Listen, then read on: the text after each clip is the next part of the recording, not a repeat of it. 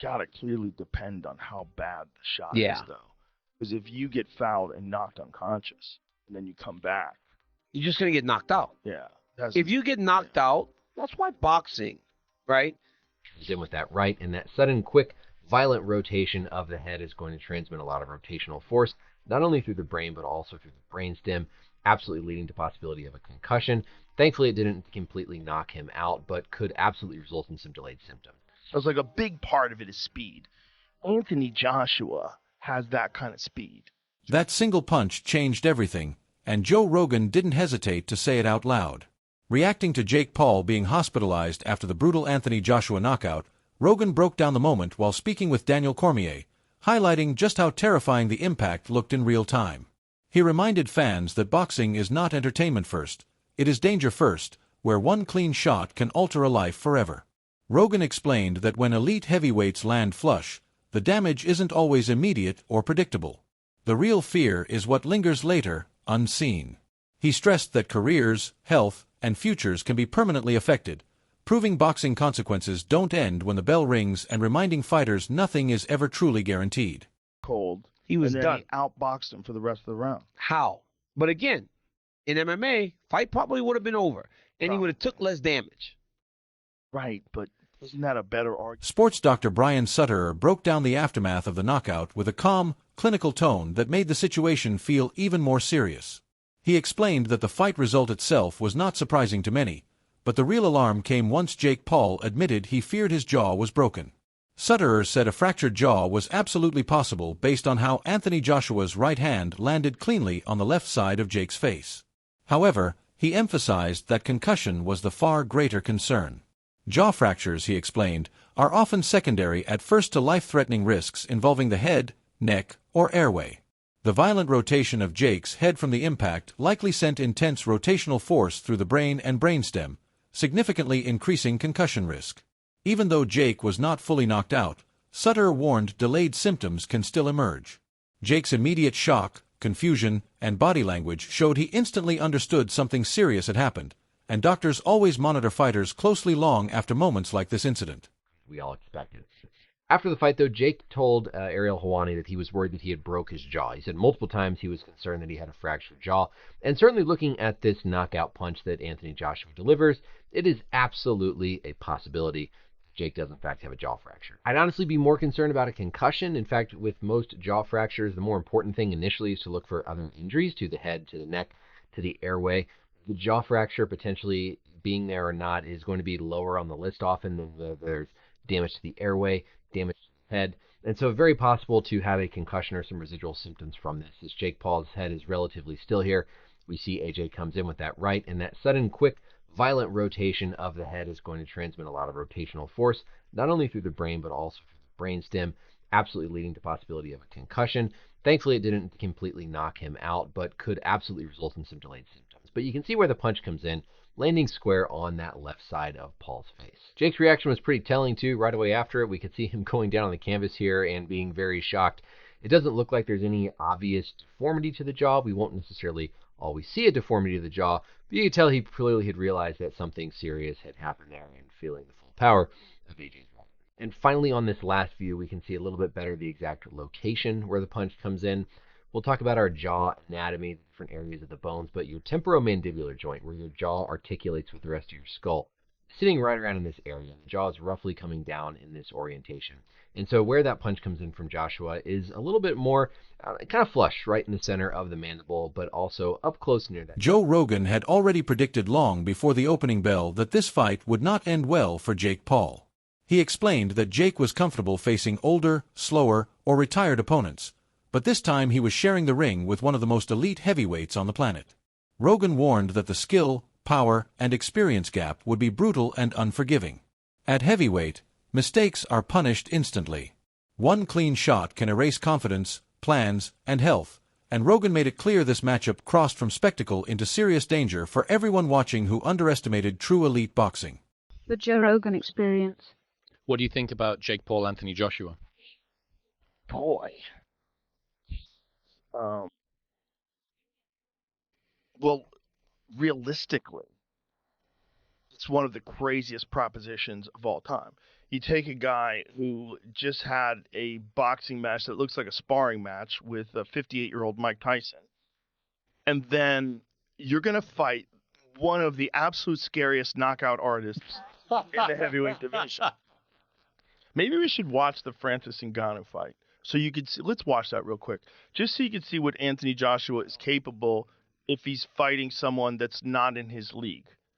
Okay, look, Usyk beat him, and he beat him twice, and Andy Ruiz caught him in the first fight and dropped him and stopped him. The aftermath of Jake Paul stepping into the ring with Anthony Joshua triggered intense debate across the boxing world. While some fans rushed to praise Jake for bravery and willingness to take risks, many respected analysts strongly rejected that narrative. Luke Thomas emerged as one of the loudest voices pushing back against the applause. He argued the reaction was wildly exaggerated and misplaced. According to Thomas, people were celebrating Jake simply for surviving rounds, not for actually competing or threatening to win. He emphasized that Anthony Joshua clearly did not fight at full intensity and appeared to deliberately pull shots, manage distance, and control pace. From Thomas's viewpoint, this was never a truly competitive boxing match, but a carefully controlled environment where an elite heavyweight showed restraint. Jake's performance, he said, did not reflect meaningful skill development, tactical growth, or ring intelligence. Instead, Thomas described Jake as overwhelmed for long stretches, hesitant to engage, unable to dictate exchanges, and largely reactive. He struggled to create offense, failed to adjust under pressure, and showed little urgency to change momentum. Thomas concluded that praising this outing lowers boxing standards and distracts fans. Initially watched the Jake Paul versus Anthony Joshua fight.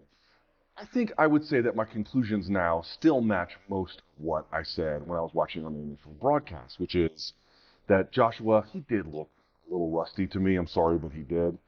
That Jake is, probably a little bit better than we suggested he might be. When I say we, I mean like the hardcore fight community, the fight fans, the people who work in the industry to a degree. Sometimes there is a suggestion that he can't do anything. And I would be like, well, that's a little much. He can do stuff. I mean, it's limited what he can do. It's very limited what he can do. There is a little bit too much anger towards him sometimes, or just a better way to put that. And I don't really co-sign on some of that. He's got some. He's not good. Listen to me very carefully. He's not good. But is he the caricature that he is sometimes made out to be in terms of his pure boxing skill? I think it goes a little overboard sometimes. But that wasn't the reason why I wanted to make this video. What I wanted to make this video about is two things. One, after the fight was over, I got on social media, and people were like hugely negative about the fight. And I did not think that the fight was good. In fact, I thought the fight was, like most Jake Paul fights, pretty bad, although him surviving kind of feeds into the story of him being perhaps a little bit better than we sometimes think, although I don't really co-sign on that. Let me make a point. The first point is, I think people are overreacting a little bit.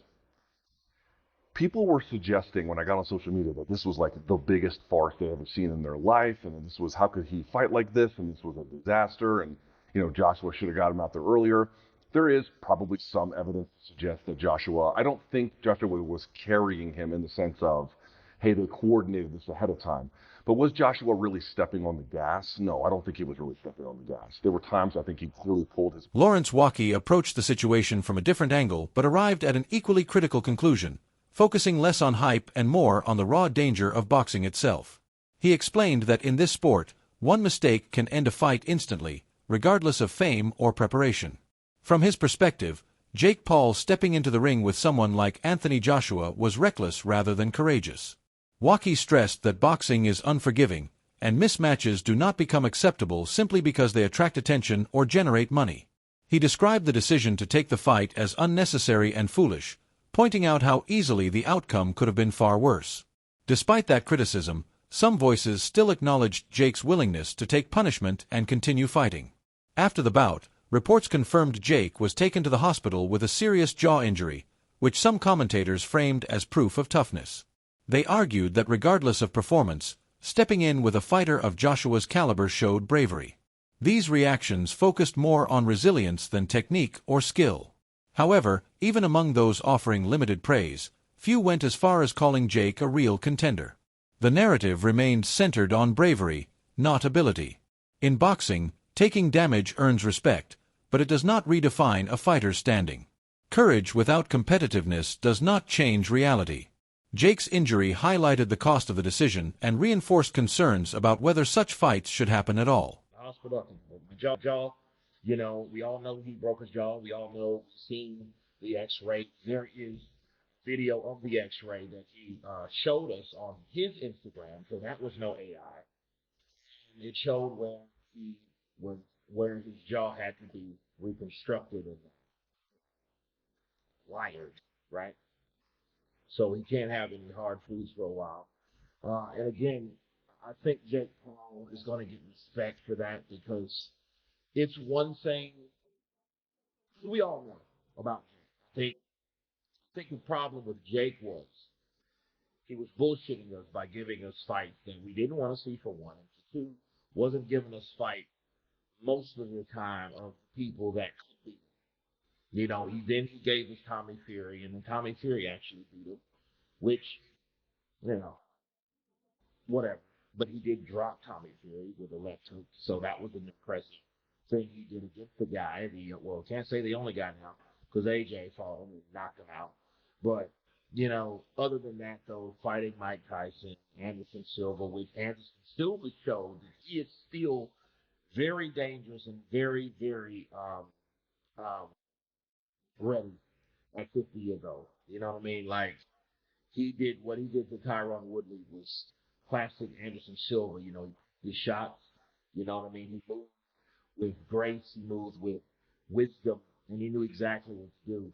And again, he should have went over to boxing a long time ago, but Jake beat him. So that just made Jake's, you know, stock rise, right? In the sense of, hey, well, he beat Anderson Silva. Adam Catterall was brutally honest, arguing that this fight exposed everything wrong with modern boxing. He criticized how popularity now outweighs merit, saying Jake Paul is a product of that imbalance. According to Catterall, Anthony Joshua wasn't even throwing full power shots, yet still shattered Jake's jaw, which only highlighted the massive skill gap.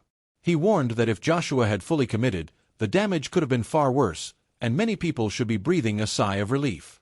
For Collateral, this wasn't a real fight. It was a manufactured event that put responsibility and stress on Joshua simply for being human. He believed commissions and promoters failed by approving it as a legitimate contest. True, Geordie echoed that criticism from a different angle, admitting Jake's personal journey was inspiring but making it clear the performance was not. He said Jake fought to survive, not to win, showing hesitant movement, weak intent, and no real competitiveness. Paulie Malignaggi went even harder, calling the bout unserious and insulting to real fighters, accusing Jake of running, clinching, and avoiding engagement just to last longer. In the end, the broken jaw became symbolic not of bravery, but of predictable consequences when skill gaps are ignored. If you want real boxing analysis with no filters, smash that like, share this video, and subscribe now for more raw breakdowns you won't hear anywhere else.